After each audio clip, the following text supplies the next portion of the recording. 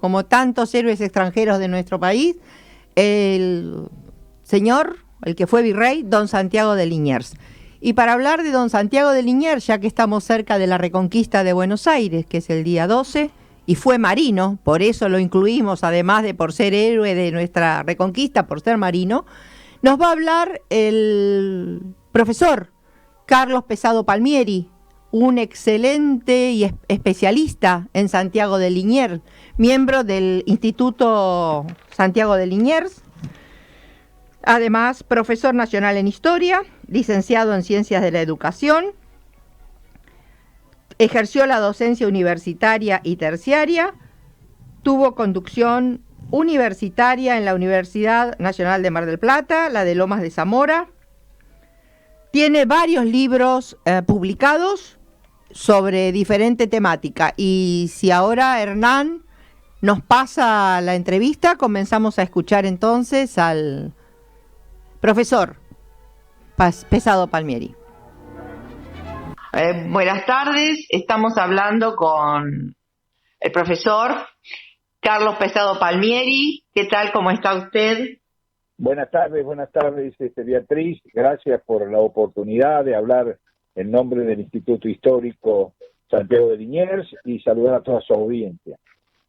Hoy justamente lo estábamos llamando porque, como estamos frente al aniversario de la Reconquista de Buenos Aires y don Santiago de Liniers es marino, nos compete directamente con la temática de nuestro programa.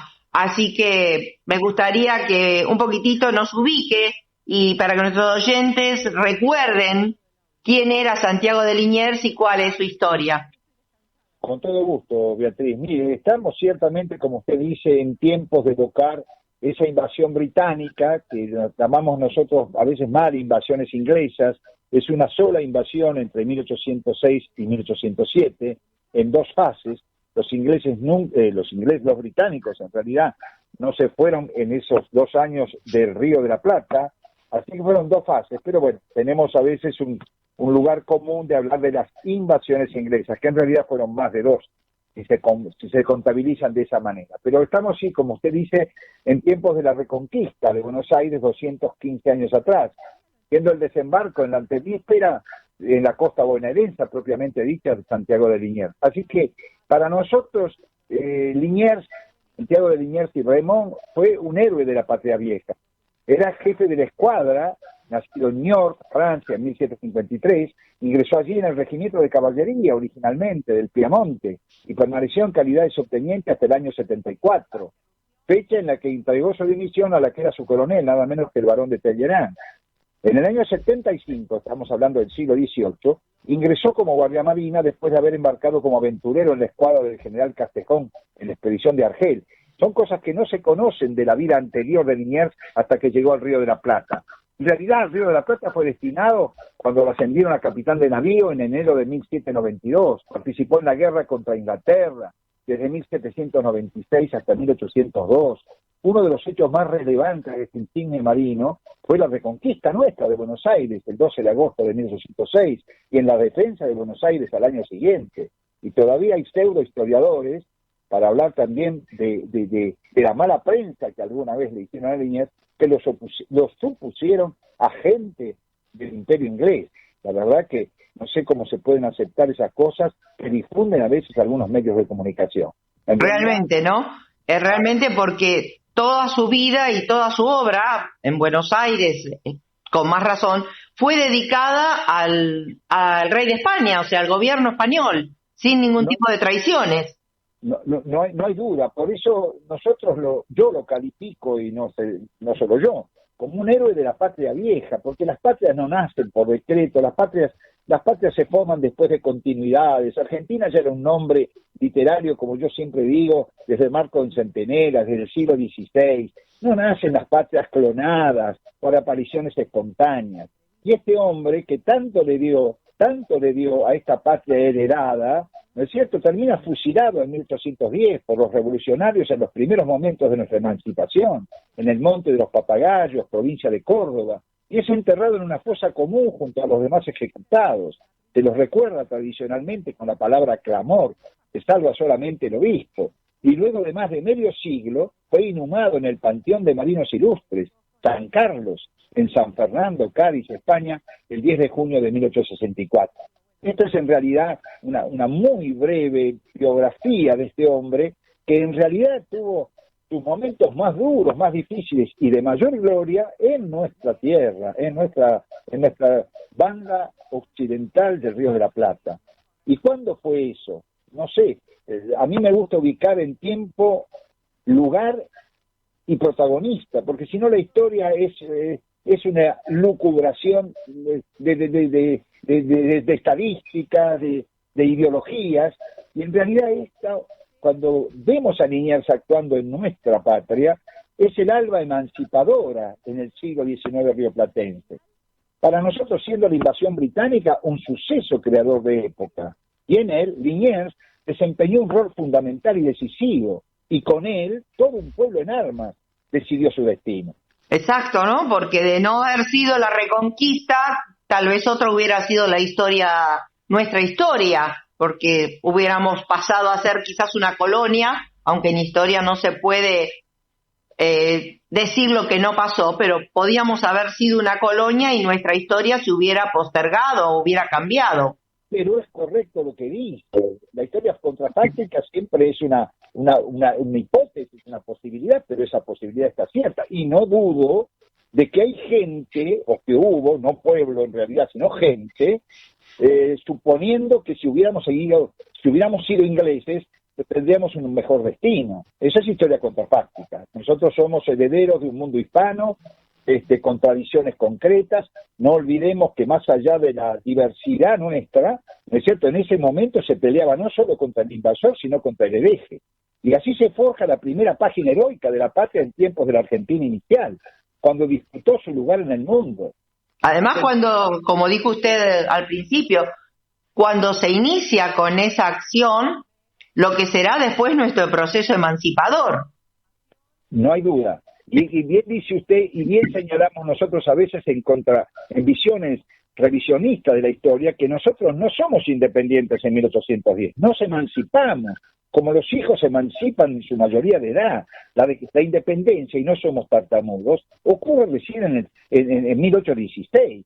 Entonces, en esa Argentina inicial, que disputa ese lugar en el mundo a pleno coraje, con sacrificio de vidas y empecinada por fiaco soberana, eso es toda una epopeya. Yo, disculpe el entusiasmo, porque el entusiasmo, dicen los griegos, era la posesión de los dioses, ojalá yo lo tuviera, pero es toda una epopeya de pertenencia final al terruño. La tierra es la primera definición del hombre para con su lugar de vida. Su clave primigenia radica, en definitiva, en la resistencia y la victoria 2 veces lograda ante la agresión británica. En fin, no sé si esto es comprensible, pero hay también, a mi juicio, y esto verá usted si lo comparte, que hay un compromiso del héroe. Afirma Liniers en ese oficio al Cabildo pidiendo el estado de situación de la Plaza de Buenos Aires y a la espera de sus avisos, porque tenía que venir, estamos en los momentos previos de la Reconquista, cuando estaba todavía en Montevideo, para tomar la determinación que haya más oportuna al servicio del rey y de la patria, textual lo de Liniers, por lo cual, como siempre, estoy pronto a derramar hasta la última gota de mi sangre. Y después le dice al Cabildo, nuestro Señor os guarda. Yo quería citar en algún momento, si nos permite, si el tiempo nos permite, y con la interrupción que usted me fije, ¿no es cierto?, algunos historiadores que han trabajado el tema de Liniers, porque también hay que decirle a la ciudadanía, para que se enamore de la tierra donde vive, para que no piensen en migraciones, ¿no es cierto?, que acá tenemos una bibliografía importante y tenemos personajes de primer nivel para honrar. Enrique Mayocchi, por ejemplo, el gran amigo fallecido. Bueno, ahora sí, vamos antes de empezar con los historiadores y las frases que realmente me parecen importantes, y me parece muy importante lo que dijo, que de valorar nuestra historia. Yo lo digo constantemente, y valorar a nuestros patriotas, que siempre digo lo mismo, no han sido hombres, no, ninguno ha sido un superhéroe, Eran hombres de carne y hueso, pero que se jugaron por una idea o por un destino. Así es, Beatriz. Así que bueno, le pido 2 minutos para interrumpir y escuchar una canción y una tanda y continuamos con nuestra grabación. Con todo gusto. Y el ejército invisible que Alzaga preparó en las narices del Bedford y que al inglés dominó. Hace cantones y espera desde azoteas y ventanas para encerrar en 2 fuegos al ejército invasor. Cuando como cataratas irrumpieron en la plaza las columnas de Liniers, arrollando a los piratas, una multitud enorme, más de 3000 dice el parte, se agregó vociferando al ejército criollo.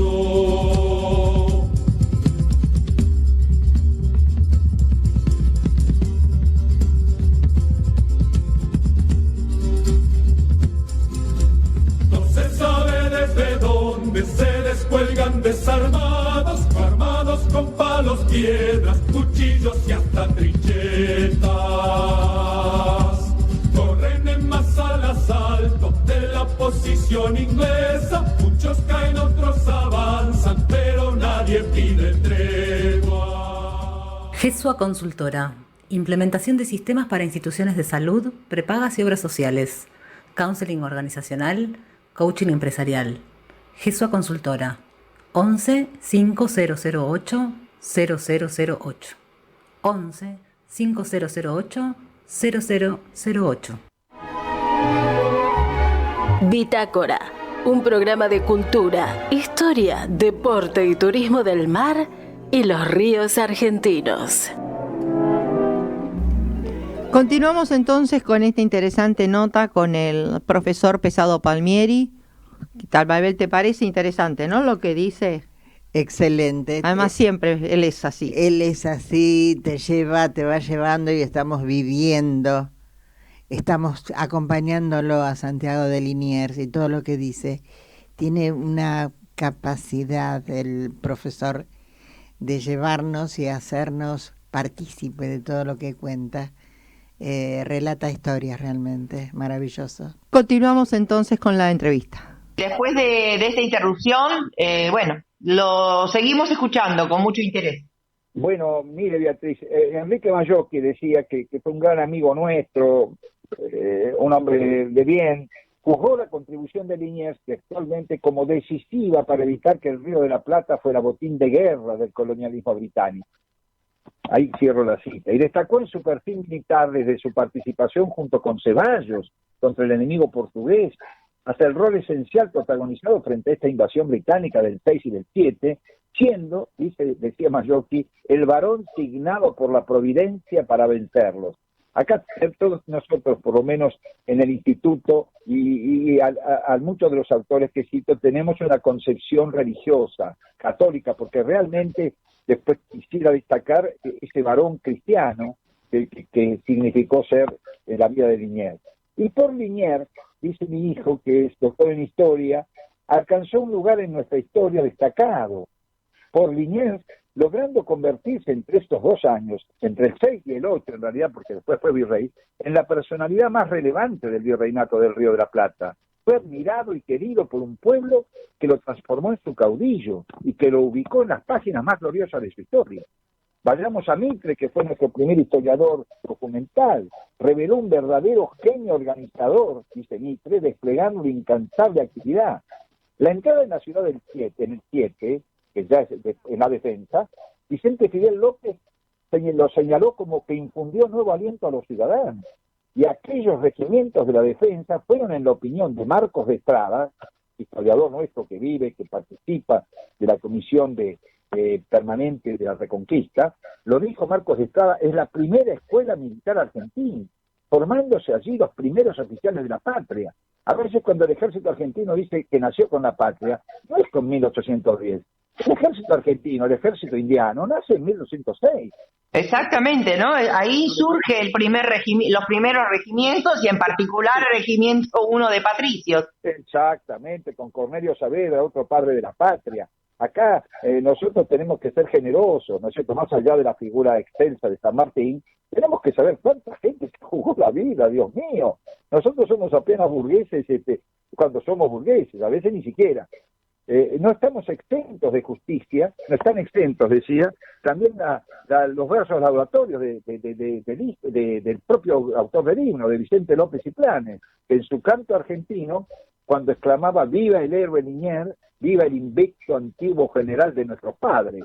En fin, yo recomiendo para quienes quieran saber y no crean que esto es simplemente un panegírico, los trabajos de Paul Grusac, de Ezequiel Ortega, de Bernardo Losera Almatán, de Félix Torres, de Marcos Estrada, de Carlos Pesado Ricard, de Juan Bautista Font, entre otros, que ponen digno marco biográfico a su noble historia. Me gustaría también, no sé si es procedente, pero también destacar, porque creo que es muy significativo esta parte, ¿no es cierto?, con la que de alguna manera uno podría ir cerrando las visiones y aceptar consultas directas que usted nos quiera hacer, que Santiago de Liniers fue un caballero cristiano, y debe señalárselo el testimonio católico de él en los momentos trascendentes de su vida, que aún en aquellos donde se manifiesta su profunda espiritualidad, probada, por ejemplo, en el infortunio personal, o frente a la adversidad externa con la que se enfrenta serena y heroicamente, hasta en el martirio. Porque no de Liniers, que fue un ajusticiamiento, fue casi un asesinato. Bueno, me parece muy importante todo lo que usted está diciendo con respecto a la imagen de Santiago de Liniers para tenerlo ubicado. Pues digo, le repito lo mismo que dije anteriormente, ¿no? Ubicarlo en que son seres humanos y que en realidad tenían principios y tenían problemas y tenían dolores, pero a pesar de todo eso, incluso como dijo usted, en su muerte él dio ejemplo de vida, porque en una muerte injusta, de la cual lo estaban, injusta desde el sentido de que no era no se valoró lo que él había hecho por nuestra patria. Correcto. Cuando es ajusticiado por la primera junta. Así es, así es. Usted sabe que justamente por eso uno a veces ve que pasa su propia historia por los momentos difíciles o alegres de su vida, pero en realidad que la vida de Liniers, yo le estaba señalando, tiene un ápice de gloria, pero también tiene cruentas jornadas de dolor y desesperación, que pese a su frecuencia y gravedad jamás lo quebrantaron. Yo quiero señalar esta figura del arquetipo, ¿vio? Porque a veces los hechos puntuales, los cronológicos, los épicos, porque estamos en el momento de la Argentina épica, esto es lo que hay que... El inicio de la Argentina épica se logra a sangre y fuego y lágrimas, con familias enfrentadas. Esto es más importante a veces que andar haciendo como hacemos a veces con los chicos, con la cronología de lo que pasó cada día. Es lo que pasa en el momento, digamos así, transversal. Y entonces la vida, por ejemplo, en los arraigados principios religiosos y en las severas normas morales practicadas, le permitieron a Liniers superar sinsabores y desdichas sin cuento. Uno realmente, para entenderlo a Liniers en la historia, unos pocos saben, mi hijo escribió todo eso sobre el Liniers anterior a la llegada del Río de la Plata, y no se desconocía o se desconoce mayormente, salvo por alguna otra historiografía europea, muy liviana por otro lado, salvo la que está relacionada con sus propios familiares. Javier Liniers Bernabeu, un hombre español, ha escrito mucho, de Roure escribió, pero acá no se sabía nada. Carlos sacó ese trabajo allá por fines del siglo XX, ¿no? Finales del XX, pero quería volver al Río de la Plata. Pero el Río de la Plata es el signo final de Liniers, y muy duro, y es desde 1788. 2 años después muere su primera esposa, y a los 6 meses la primera de sus 8 hijos, que tuvo 3 varones y 5 mujeres. Conoce la pobreza, sufriéndolo en oportunidades varias. Tuvo persecuciones y deudas que lo sumen en la indigencia. Cuando fue gobernador en las Misiones, que poca gente sabe, hay un trabajo interesante hecho por historiadores aquí, miembros del instituto. Cuando vuelve de las Misiones en 1805, nace su 7º hijo, pero la noble y sacrificada Martina Zarratea, su segunda esposa, que lo acompañara durante 15 años, fallece en el parto. Y meses después, muere otra de sus hijas. Bueno, viudo 2 veces, tiene su aventura con la perichona, porque todo hombre es pecador, pero es pecador relativo, porque la otra era un espía que también lo había enamorado a Bereford después. Así que la gente se queda a veces con las historietas, ¿no? Con las fábulas, y perdone que yo lo diga, de las alcobas y de las sábanas no muy limpias.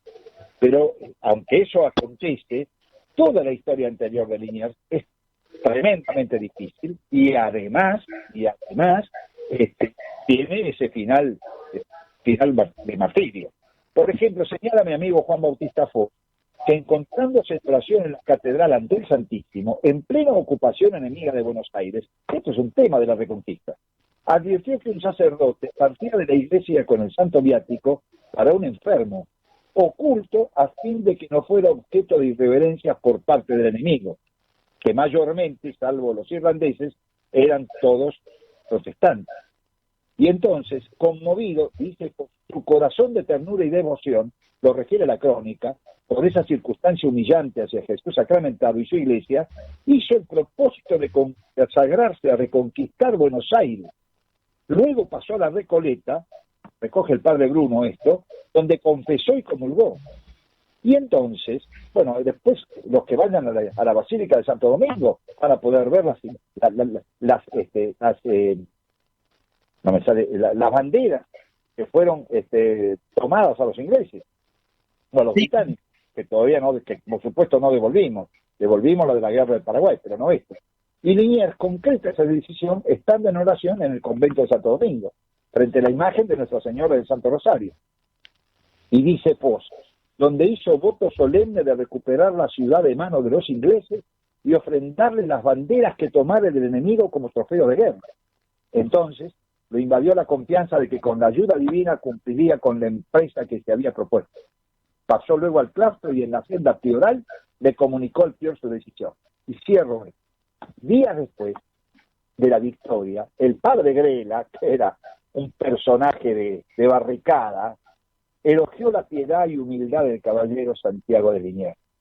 Y textualmente decía, humeando aún el fuego, sin enjugarse todavía la sangre derramada en fuerza de su poder, no le hemos visto al pie de nuestros altares, olvidado de los vivas y demás públicas aclamaciones con que todo el pueblo celebra su triunfo, puesto en forma de cruz, dando gracias al Señor por medio de su augusta madre y confesando con la más tierna sumisión que Él, o sea, que Cristo, ha sido el autor de su gloria. Bueno, este es el caballero cristiano de Liniers, que pocos conocen y algunos, vuelvo a repetir, ensucian pensando que había sido en algún momento un personaje al servicio de Inglaterra.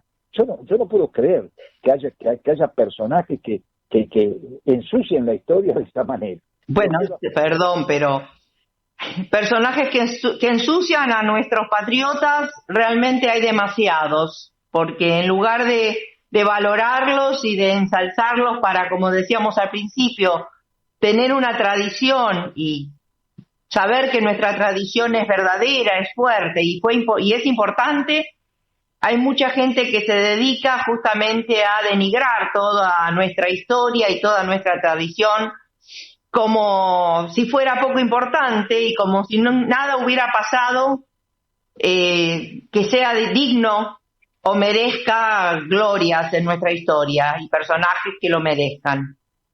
Tiene razón usted, tiene usted razón. A veces uno se pone realmente medio, enfático, ¿no? Y conviene a veces tener paciencia y aceptar. Pero ¿sabe qué sucede, Beatriz? Y hablando sobre el tema de la historiografía, ¿no? Yo creo que, y lo voy a decir, que no soy autor de muchos libros, sino de muchas contribuciones a nivel de ponencias y de congresos, y eso las actas no se editan, y entonces uno es el desconocido de siempre, y bien está porque hay plumas muy buenas, pero también hay plumas crematísticas, mi estimada amiga, plumas que hacen trabajar a siervos de la gleba, escribiéndoles, le ponen después el mismo estilo propio, ¿no es cierto?, y publican cada mes un libro. Yo no sé cómo lo pueden hacer, cómo eso puede ser serio. Y entonces en esos libros que se publican, no tanto solo para la difusión, sino también con características de erudición prestada, ves que soy malo, ¿no? Soy un hombre muy grande, de erudición prestada, hacen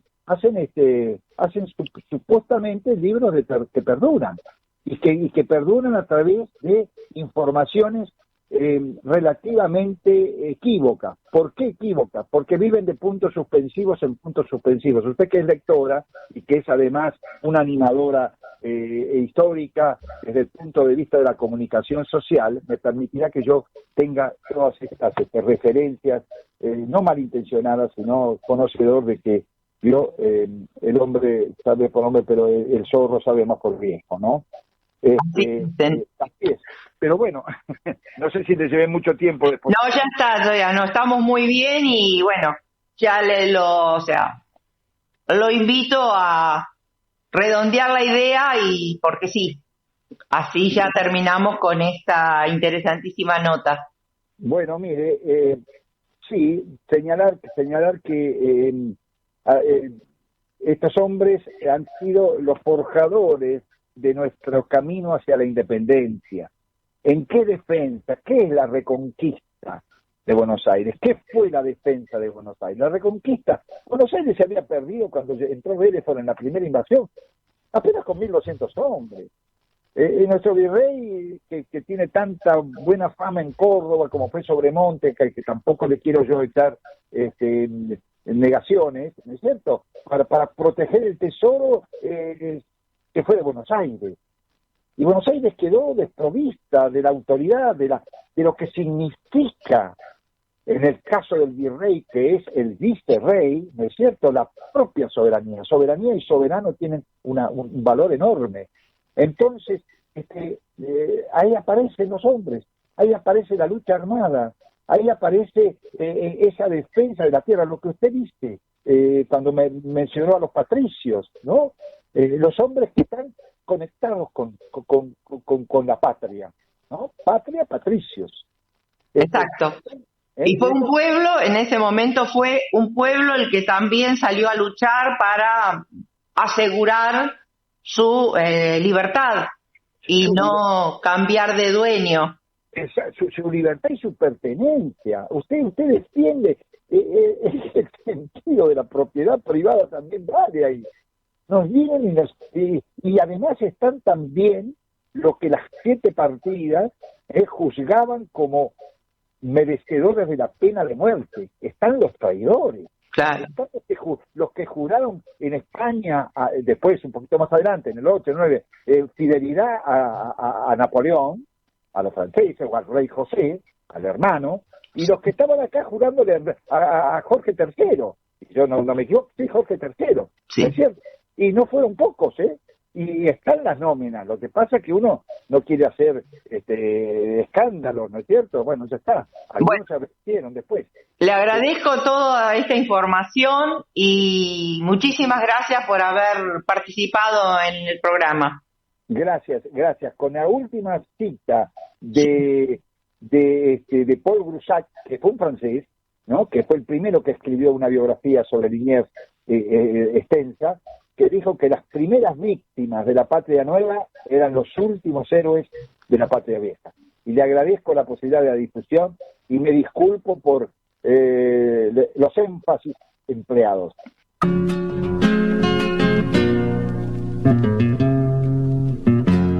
Viví en Panamachas, allá por el año 10. La compró para un descanso porque había sido virrey.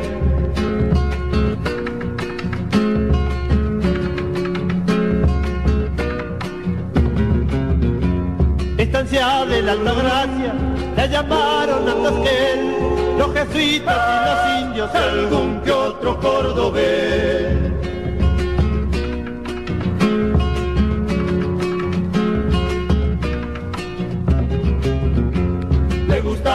don Santiago, porque era como mujer, medio arisca por la tarde, callada al anochecer. Cuando canten en Cruz Alta esta historia del virrey, canten bajito, no lo oigo, don Santiago de Liniers.